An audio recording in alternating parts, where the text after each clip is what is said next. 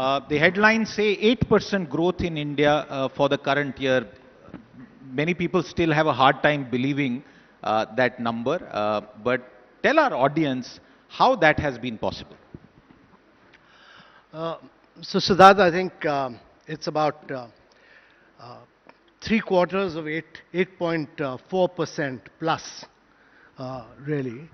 And that really demonstrates that India has been a very resilient economic powerhouse. In fact, according to IMF, India will be responsible for 20% of the economic global expansion this year. And,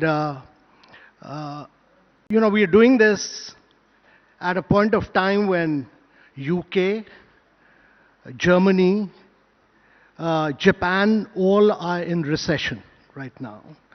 And we are the fifth largest economy, but by 27 end, I expect India to surpass Japan and Germany to become the third largest economy in the world. And this growth, to my mind, is a consequence of four key factors.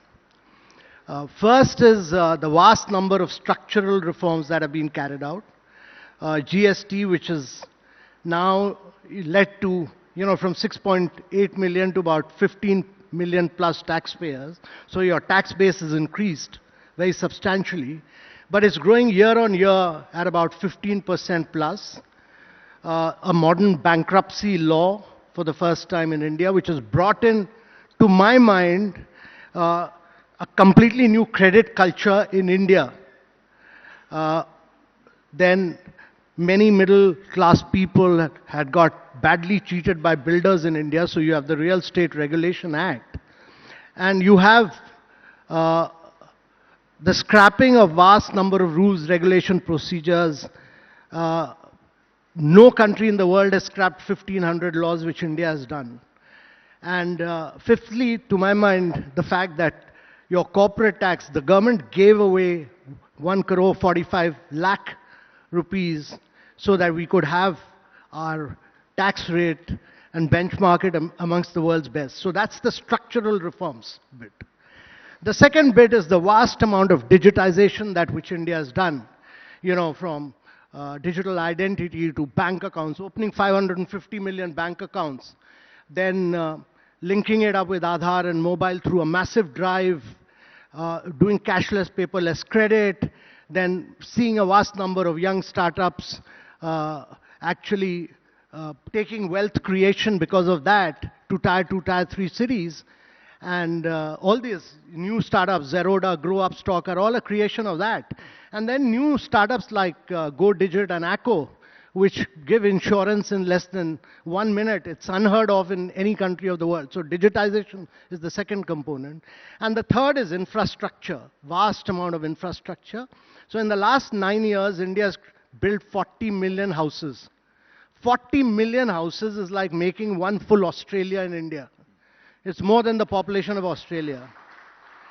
We've made 110 million toilets, which is like making one full Germany in India. And yeah. I mean, people laugh at it, but that's to understand the size and scale of it. We've given piped water connection to 253 million citizens of India, which is like giving piped water connection to every single individual of Brazil. And we've made 80,000 kilometers of roads in the last 9 years. So, those of you who travel would realize that actually our infrastructure in terms of road, expressway, airports, etc. is now better than Europe. And the capex spend of the government has moved up from 1% to 4%. So that's huge, huge.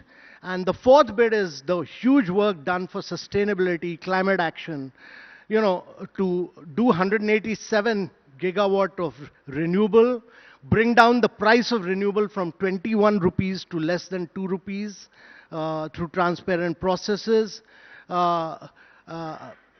to provide electric connection to 30 million houses, and to ensure that about 110 million women in India get cooking gas connection and do not have to burn wood for their cooking purposes, and or to be able to really drive climate action in a very big way. It's been enormous. So we've been doing it in all other countries. Doing this greening has been at a green premium. What Bill Gates says, that when you move from fossil fuel to green, there is a premium to be paid. But what India has demonstrated is that because of the size and scale of India, you can do this greening, move from fossil fuel to green at a green discount. So in all these areas, we've actually brought down the price in each one. Like procurement of LED, 367 million LED procured. The price of LED fell by 200%. We procured about 5,600 electric buses. The OPEX part of the price, the OPEX expenditure of the electric buses was about 20% lower than the fossil fuel, than the combustion engine buses. And therefore, my belief is simply because of the size and scale of what we are doing, we are able to do it at much lower price and really transform India. And when we transform India, we are transforming lives of not merely the 1.4 billion people of India, but of the next 4 to 5 billion people of the world who will be moving from poverty to middle class.